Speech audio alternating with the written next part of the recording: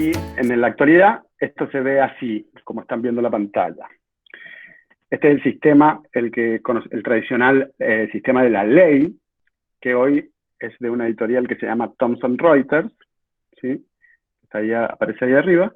La página en la que se puede ver es informacionlegal.com.ar. Es un servicio de pago, digamos. Esto se paga mensualmente para poder utilizar este sistema.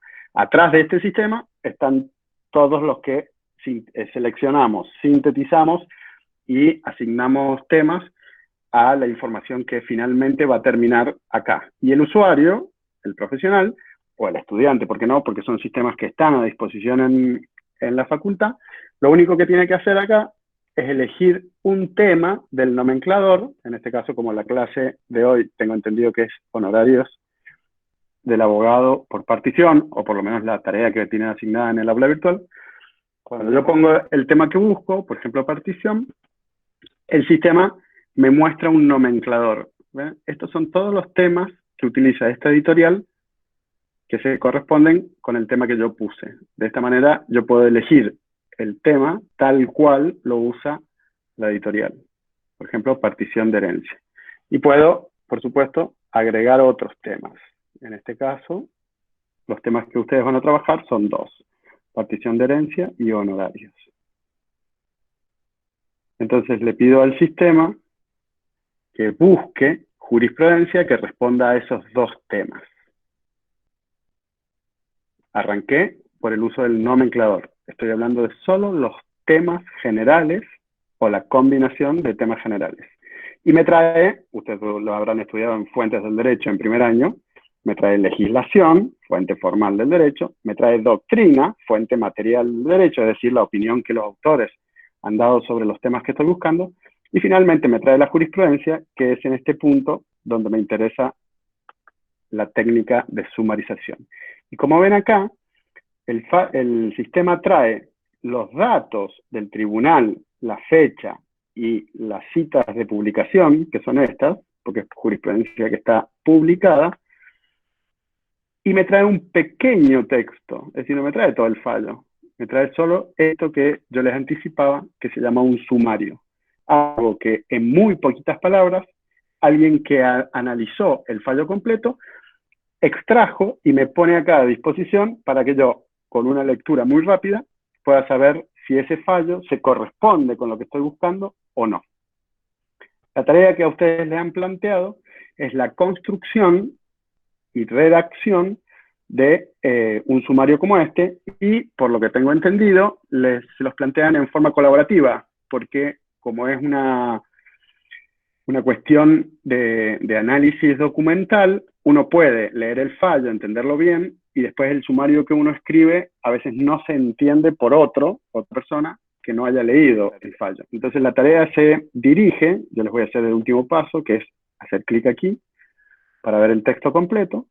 Entonces si yo veo que este sumario es lo que estoy buscando, se corresponde a lo que estoy buscando, aparecen primero más sumarios, porque ese fallo puede tener no solo una doctrina, sino 3 doctrinas diferentes que se corresponden con 3 temas que se hayan propuesto el caso concreto.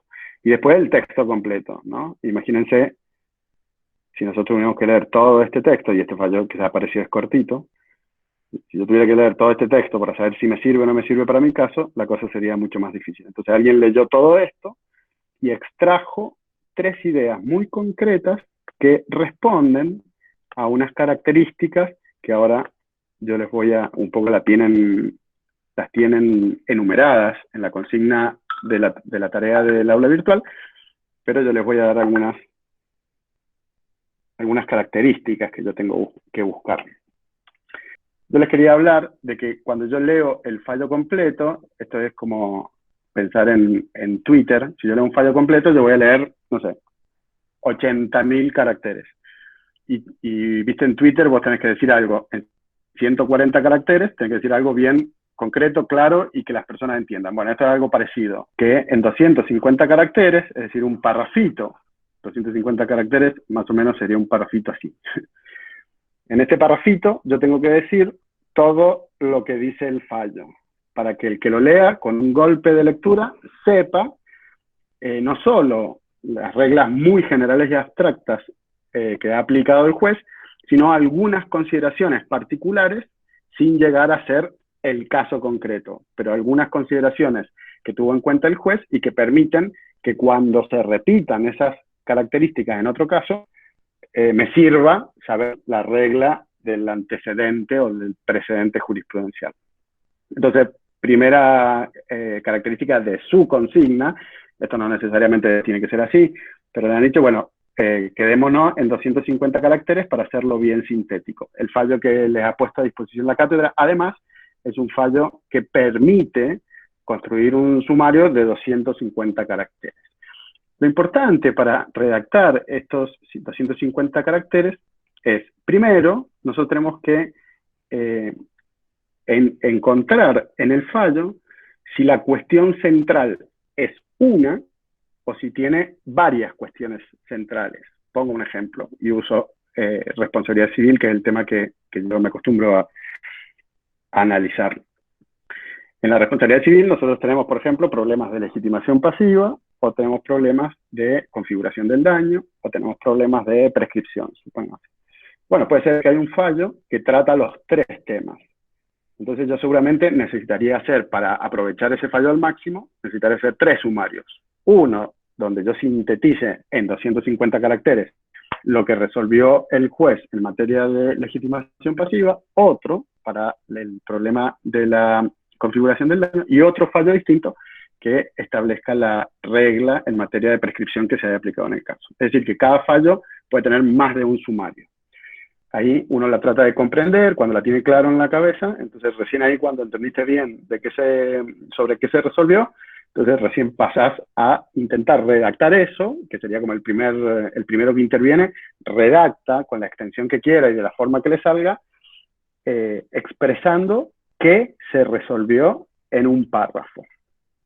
Después, las elaboraciones que hacemos sobre ese primer boceto que hicimos tienen que ver con las características que tiene que respetar un sumario para que sea considerado tal.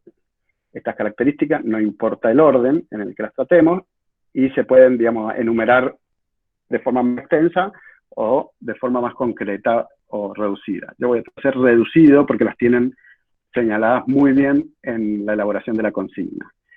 La primera, por supuesto, que es mi preferida, la primera característica que yo tengo que respetar es la claridad, ¿sí? Acá es importante también el tema de la revisión. Cuando uno escribe algo y tiene claro lo que quiere decir, a veces lo escribís y vos lo lees y decís, sí, está buenísimo, es lo que yo quise decir. Pero cuando lo lee un tercero no lo entiende tan bien. Entonces es muy bueno para todas las producciones escritas que uno escribe y después hacer revisar. Y ahí descubre que en realidad por ahí uno omitió algo que es importante y como yo lo tengo en la cabeza, pensé que no hacía falta, pero después cuando lo lee el que tengo al lado dice, no entiendo lo que quieres decir. Entonces la primera que buscamos es que sea muy claro. La segunda característica es la integridad. Esto a nivel de síntesis es difícil de conseguir. Yo necesito que el fallo, que el abstract que construyo sea íntegro o, también podríamos decirlo, que sea completo. Es decir, que en ese parrafito yo lo leo y realmente está todo lo que es necesario que se cumpla para que la doctrina legal o la regla jurisprudencial sea aplicable a otro caso. Entonces, íntegro o completo. Otra característica, esta siempre es difícil, y nosotros luchamos en nuestra materia siempre con esto, es que tiene que ser abstracto. Quiere decir que yo tengo que yo extraje la información desconectándola en alguna medida de los hechos particulares del caso, porque la única forma de poder aplicar una regla a otro caso es lograr esta abstracción, y eso nos permite hacer aplicable esto. En materia de abstracción, nosotros tenemos alguna información en este punto de la carrera para pensar en abstracción. Nosotros tenemos un grado de abstracción que, si ustedes quieren, es el máximo, que es el que tiene la ley. La ley tiene una regla jurídica con casi total abstracción. Y tenemos el mínimo de abstracción, es decir, el máximo de concreción, que esa es la sentencia. Eso sería, esta sentencia dispone para este caso particular. El abstract está en el medio. Es un grado de abstracción que supera el de la sentencia, pero no llega a ser el de la ley. Es decir, que acá lo que nosotros tenemos en este punto medio son reglas jurisprudenciales, que tienen algunas características que concretan un poco lo que disponen las leyes, pero no llegan a ser características tan detallistas que solo sean aplicables a un caso particular. Entonces es un grado de abstracción que está en el medio. Bueno, el carácter sí le voy a agregar uno, que es muy importante, que es que sea autónomo. El sumario que ustedes crean tiene que ser autónomo. Esto quiere decir que por sí solo establezca una regla. Es decir, que no dependa de otros datos. Yo tengo que poder leer el sumario y tener toda la información que necesito sin tener que fijarme la fecha del fallo, o sin tener que fijarme qué tribunal lo dictó, o sin tener que fijarme qué característica tenía una de las partes. Es decir, que si alguna de estos datos es necesario para determinar la aplicabilidad o no de la regla a otros casos, entonces lo tengo que incluir en el sumario. Entonces, esto de la autonomía también es muy importante y se refiere a que no haga falta consultar otros datos para entender la regla, otros datos del fallo, por supuesto.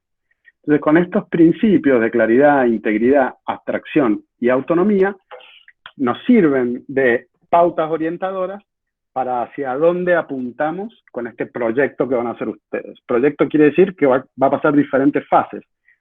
A veces uno lo hace uno mismo, ¿no? Uno escribe el sumario y después lo vuelve a leer.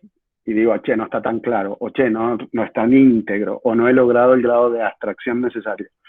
Esto lo vamos a hacer, pero lo vamos a hacer colaborativamente. Entonces, uno escribe y boceta, el otro cuando revisa el fallo, a niveles de claridad, por supuesto, está el problema del estilo y de la redacción.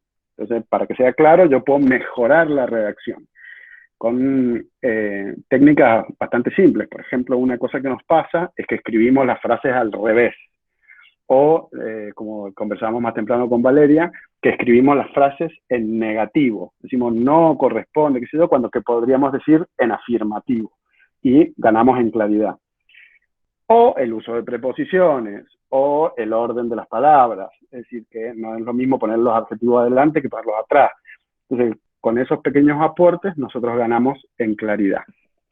Cada una de estas referencias, inclusive una forma de trabajar, que en algunos talleres nosotros la hemos implementado y anda bien, es que los integrantes del grupo se repartan las características. Es decir, uno proyecta el sumario y el otro controla la claridad.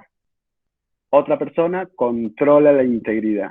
Otra persona controla la abstracción y otra persona controla la autonomía. Y de esa manera, a medida que va pasando, va ganando en la forma de decir una misma cuestión.